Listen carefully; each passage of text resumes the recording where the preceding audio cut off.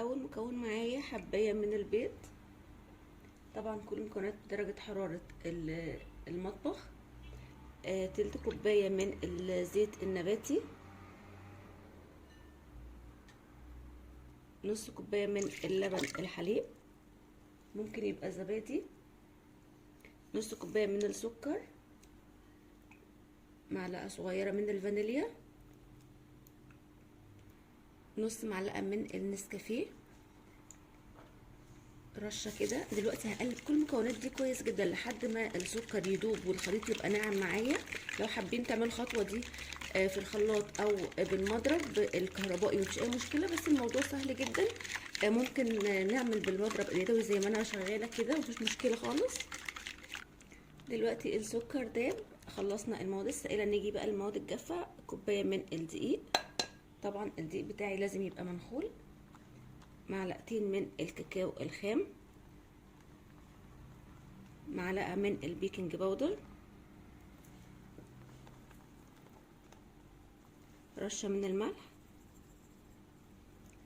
هقلب لحد ما المكونات كلها تتجانس مع بعض.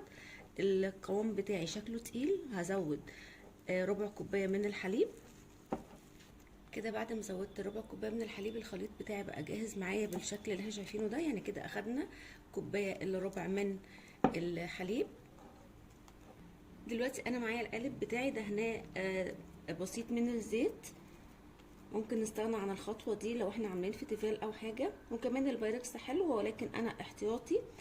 دلوقتي مسخنه الفرن على درجه حراره 180 على الرف الاوسط. انا مش عايزه الكيك بتاعتي تكون سميكه قوي، هفرد كده اخليها بسوا الصينيه، مش عايزاها سميكه عشان طبعا لسه احط عليها طبقه تانية. علشان نعمل الصوص هحط كوبايه ونص من الحليب بدرجه حراره المطبخ، 3 معالق كبار من الكاكاو، تلت كوبايه من السكر، والسكر حسب الرغبه زي ما احنا حابين نحط السكر، نحط كتير او قليل.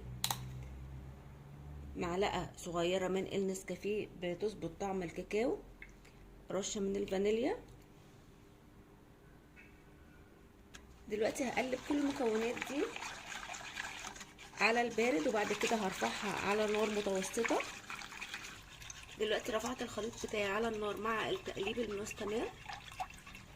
دلوقتي الخليط ابتدى يغلي معانا بالشكل ده كده. هنزل بمعلقه من الزبده، معلقه كبيره كده محترمه، وكمان 100 جرام من الشوكولاته الخام، ويفضل يكون شوكولاته بالحليب مش دارك. دلوقتي بقى هطفي النار وهقلب الزبده والشوكولاته لحد ما يسيحوا على سخونيه الصوص بتاعي. دلوقتي الشوكولاته والزبده دابوا معانا بالشكل اللي احنا شايفينه ده كده. دلوقتي الكيك بتاعتي بعد ما طلعت من الفرن وكمان بقت بدرجه حراره المطبخ، خرمتها بالستيكس او بالخله الخشبيه بالشكل اللي احنا شايفينه ده كده. دلوقتي الصوص هسقي بيه الكيك بتاعتي واسيبها تتشرب الكميه كلها. دلوقتي الكيك اتشرب الصوص شويه كده من الشوكولاته المبشوره، ودي اختياري ولكن بس بتدي طعم حلو. دلوقتي بقى نقطع الكيك بتاعتنا التقطيعه اللي احنا حابينها. شايفين قد ايه طريه؟ من كتر ما طريه بتلزق في السكينه. انا كل تقطيعه امسح فيها السكينه عشان ما تبهدليش الكيك بتاعتي. وبكده الكيك بتاعتنا بقت جاهزه معانا. طعم خطير بجد، طعمها تحفه جدا. الصوص اللي احنا عملناه على النار مدي طعم حلو قوي ومتشرب كويس جدا. يا رب وصفه النهارده تكون عجبتكم، واللي جرب الوصفه تعجبه يا ريت يسيب لي رايه في كومنت، واللي اول مره يشوف قناتي واللي عجبه الفيديو يعمل لايك. سلام.